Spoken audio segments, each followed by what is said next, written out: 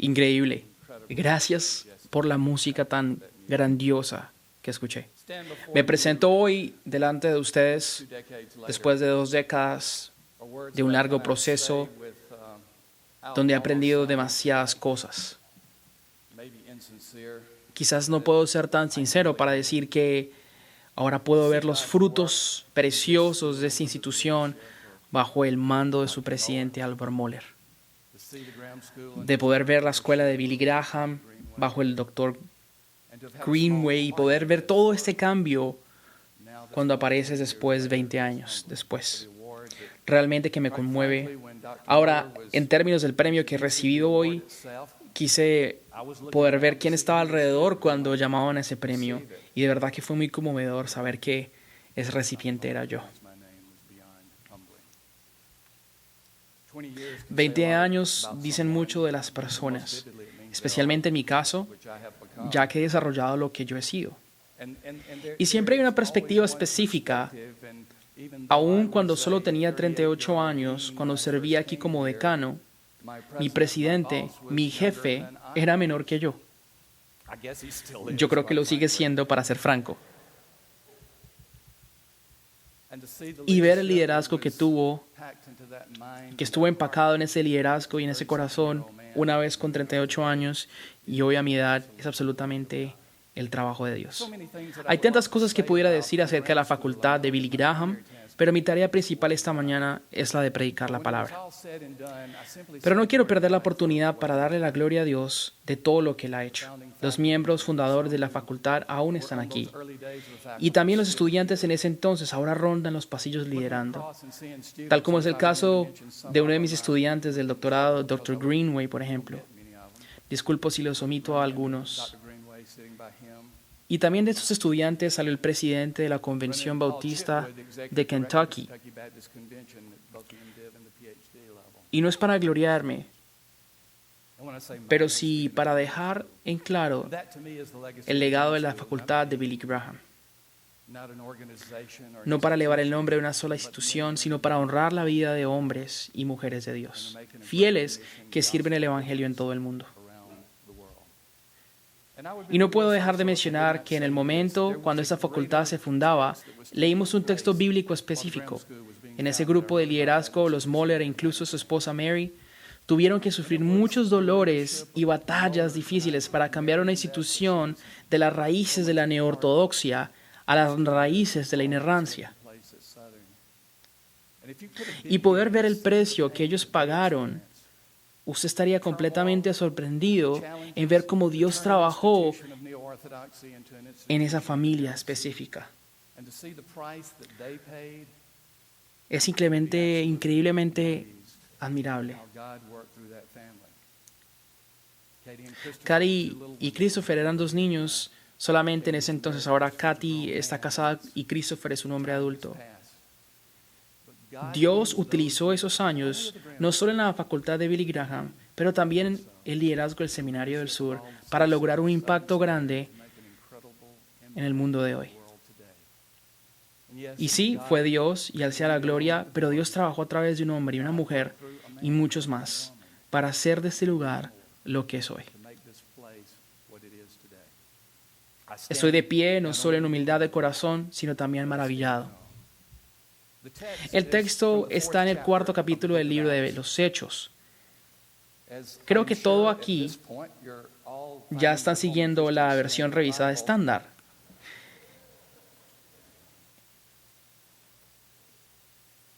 Leeré comenzando con Hechos 4 en el versículo 13.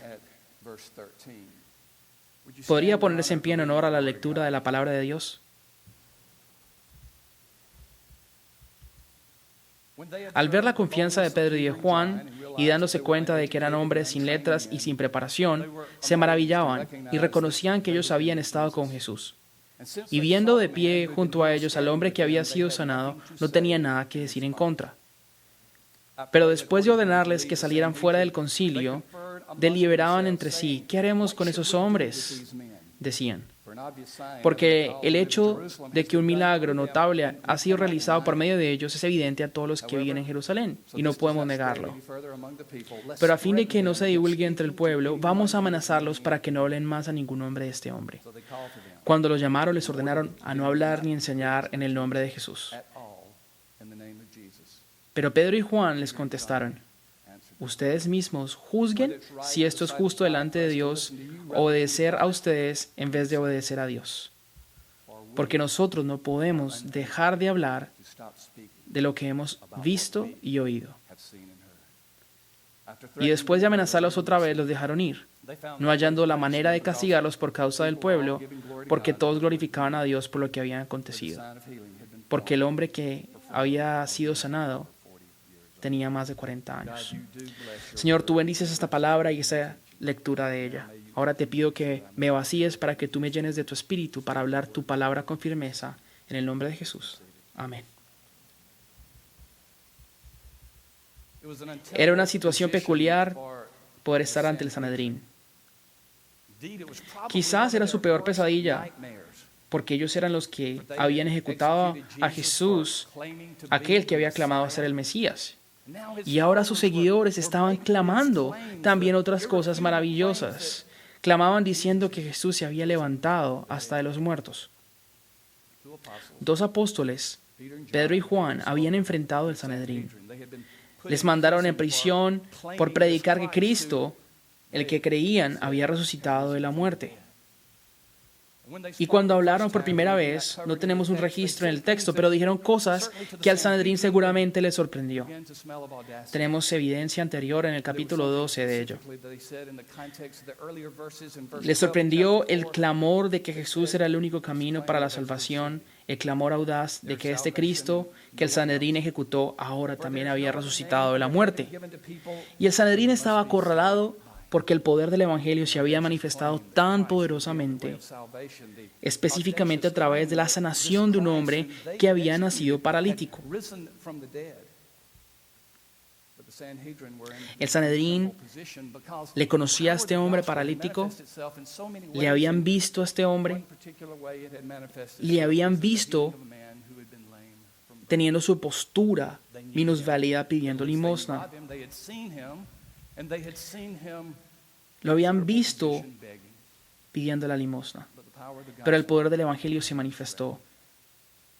Y el hombre de más de 40 años, quien era paralítico de nacimiento, fue sanado. Pero eso no era solamente el hecho, era también el poder del Evangelio que se hablaba a través de dos seguidores llamados Pedro y Juan. Permítame hablarle partiendo de ese título. No podemos dejar de hablar. Si se fija en esas palabras y formula un exégesis apropiado de ellas, hay una palabra que aparece una y otra vez y es el nombre de Jesús. Y podemos caminar en círculos en ese camino descifrando el impacto de su significado, pero lo que me parece más intrigante es la actitud de respuesta que tiene el Sanedrín al cuestionar qué hacer con estos hombres. Y quizás no es la analogía apropiada, pero sí es un recordatorio de los días en que estaba en la facultad de Billy Graham, por lo que sucedía en medio de la facultad en ese entonces. Y conmigo, presentándole las ideas a Dr. Moeller, parecía en ese entonces una situación difícil, con la duda si se podría lograr algo al diseñar un currículo, buscando miembros nuevos de la facultad, integrando una nueva familia seminarista. Alguien me dijo 4 meses en ese camino de formación que por qué no consideraba las agencias de acreditación. Y yo le dije, no sé, no creo que debería. Y alguien dijo, yo creo que es bueno que ustedes piensen lo que ellos piensan acerca de todo esto. Y todo eso fue lo que estaba sucediendo en la fundación de la facultad de Billy Graham. Algo parecido sucedía aquí mismo en la escritura. Se cuestionaban a los del Sanedrín.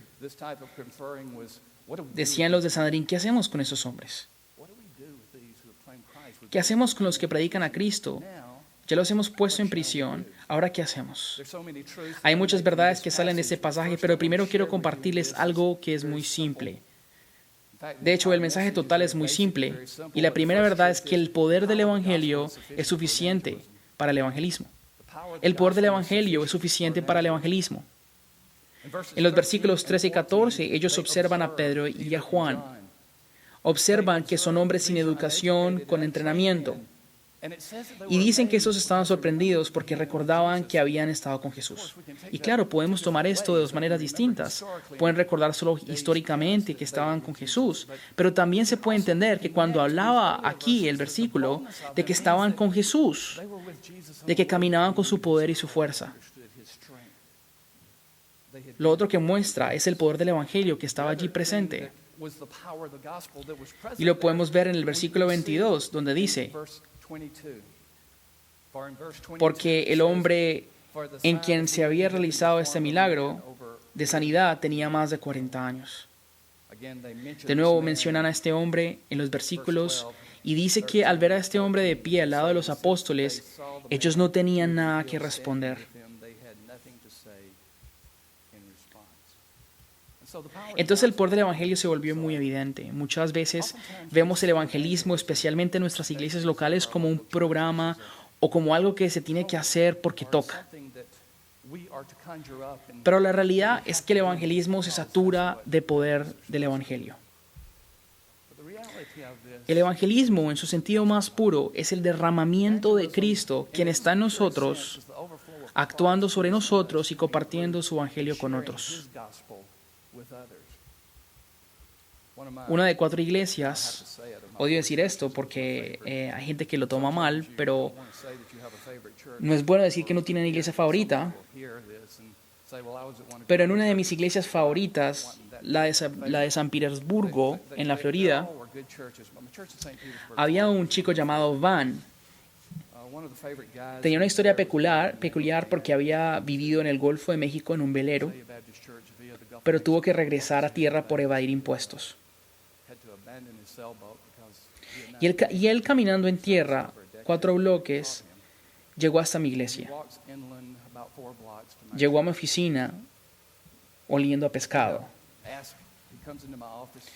Todo desarreglado y entra a mi oficina justo cuando trabajaba en un sermón. Y al ya entrar en mi oficina pone sus manos en el bolsillo como si fuese a sacar algo y me dijo: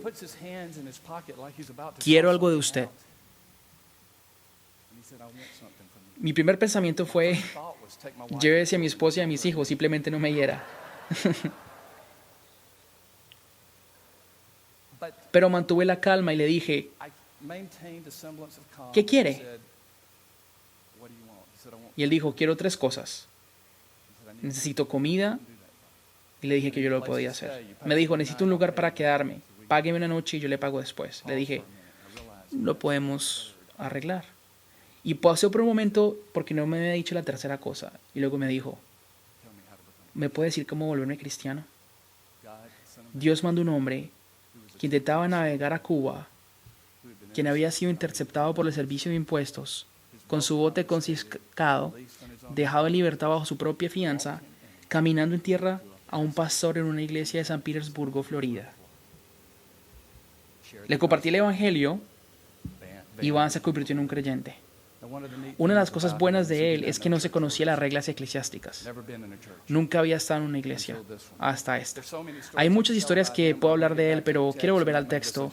Teníamos una tradición en la iglesia en ese entonces, y era que el diácono se sentaba en las bancas del frente. Creo que está en el libro de Ezequías, no recuerdo. Y así que Van naturalmente quería conocer quiénes eran esos hombres. Y yo le dije: son diáconos. Él me preguntó: ¿qué es un diácono? Y yo le dije: bueno, un diácono teóricamente es... Y le hablé sobre lo que calificaba un diácono.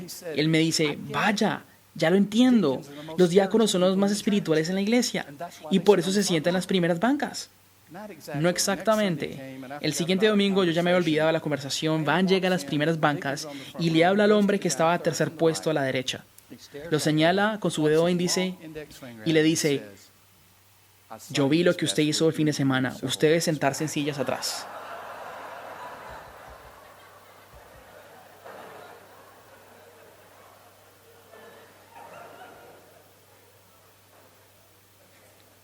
Muchos de ustedes sueñan pastorear gente así, ¿no es cierto? Menciono a Van porque nunca he estado cerca de una persona que simplemente no podía dejar de hablar de Cristo. Esa pequeña iglesia de 100 personas creció en bautismos ese año y de miembros con perfiles que no conocían mucho de Cristo a causa de la pasión de personas como Van.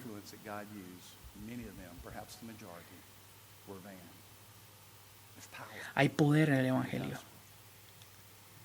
La segunda verdad que podemos establecer es que siempre habrá oposición al evangelismo. Todo el texto se trata sobre el Sanedrín y en la situación compleja en la que estaban. Es increíble que, aun cuando las señales eran poderosas y respondían tratando de contrariar los testimonios, no tuvieron nada que decir cuando vieron a ese hombre paralítico, ya sano al lado de los apóstoles. Los versículos 18 y 19 nos hablan del dilema del Sanedrín.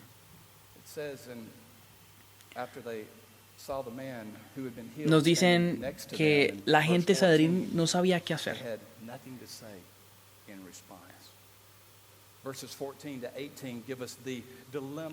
Entonces el 18 y el 19 nos hablan de ese dilema y del Sanedrín cuando preguntan ¿qué hacemos con esos hombres? ¿Qué hacemos con esos hombres? Su evidencia es muy poderosa, su evangelio es real, no sus palabras. ¿Qué hacemos? Entienda que siempre habrá oposición al evangelio y al evangelismo.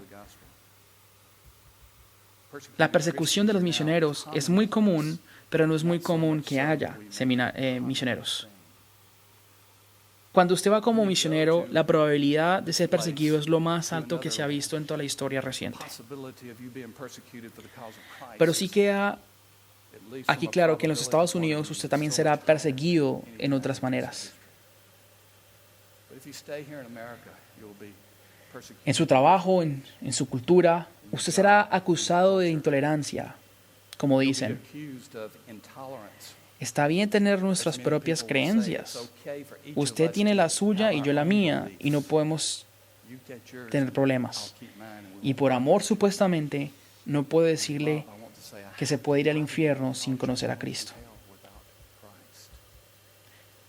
Siempre habrá oposición al evangelismo. Muchas veces esa oposición viene desde adentro a una hora específica. Lo que es cierto es que siempre habrá oposición.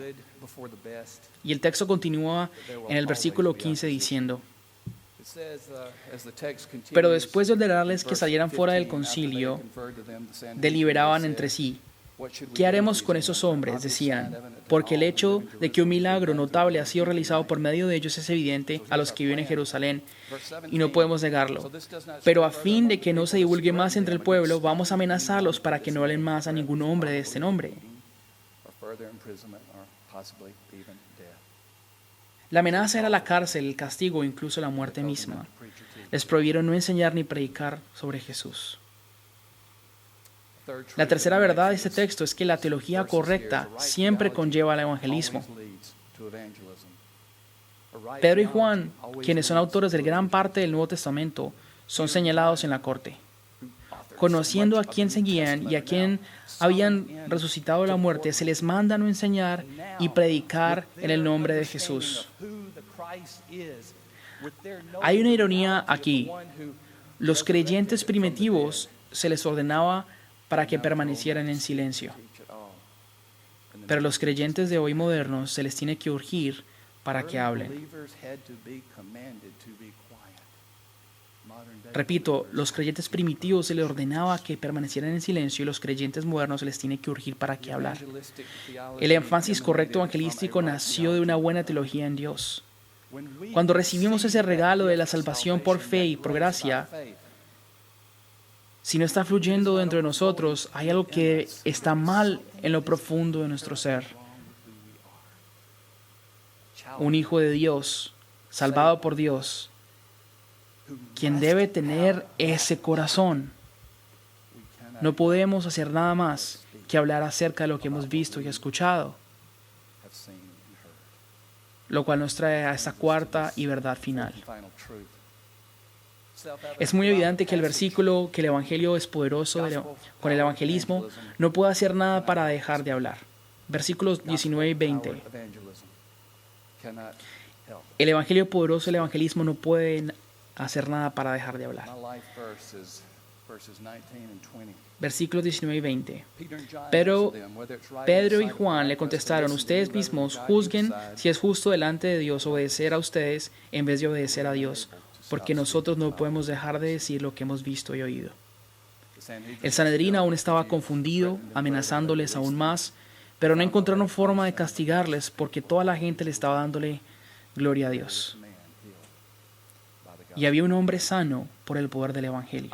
Entienda que desde la perspectiva teológica lo que pasó aquí hacía parte de un plan establecido por Dios, pero a veces como humanos decimos que la situación hubiese sido para un lado o para el otro, con casualidad. Y ese es uno de esos momentos críticos en los que la iglesia se hubiese podido ir a un lado o para el otro. Ese es un momento en los que cuestionamos qué tal si no hubiesen sido firmes, o qué tal si no hubieran temido o si hubieran temido. ¿Qué hubiese pasado si se rindieran a este poder humano que les ordenaba a no hablar más sobre el poder de Jesús? Sabían que debían obedecer las autoridades gubernamentales. Incluso Pedro, en 1 de Pedro, dice que debemos ser obedientes a las autoridades terrenales. Pero sabían que si estaban en pos de una orden de las autoridades terrenales versus a una de Dios, debíamos también desobedecer el gobierno. Y así fue que desobedecieron y hablaron de Cristo, aun cuando se les ordenó de no hacerlo. Los versículos 19 y 20 son las piezas centrales de este pasaje, porque nosotros no podemos dejar de decir lo que hemos visto y oído.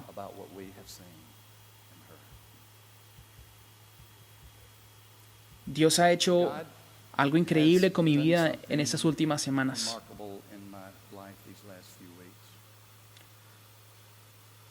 Me ha dejado volver a la iglesia en la que fui ordenado y poder servir y predicar en el aniversario 50º hace 2 semanas. Él me ha dado el precioso honor de estar aquí delante de ustedes y recordar el legado de 20 años de la facultad de Billy Graham. Y Él me ayudó a culminar una búsqueda que comenzó desde que tenía 14 años, ahora con 59, 45 años después, de encontrar al entrenador de fútbol americano que me compartió el Evangelio por primera vez y quien más tarde me impulsó a ser un seguidor de Cristo. Le he compartido esa historia a los que trabajan conmigo en la oficina, de cómo Dios me ha permitido volver a este punto de mi vida. Y uno de los que trabaja allí me dijo: cielos, Dr. Rayner, ahora sí se puede morir.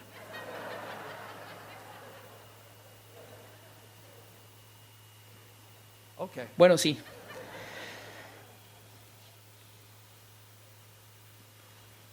El entrenador Hendrickson me encontró en una de las dedicatorias de un libro de Lifeway.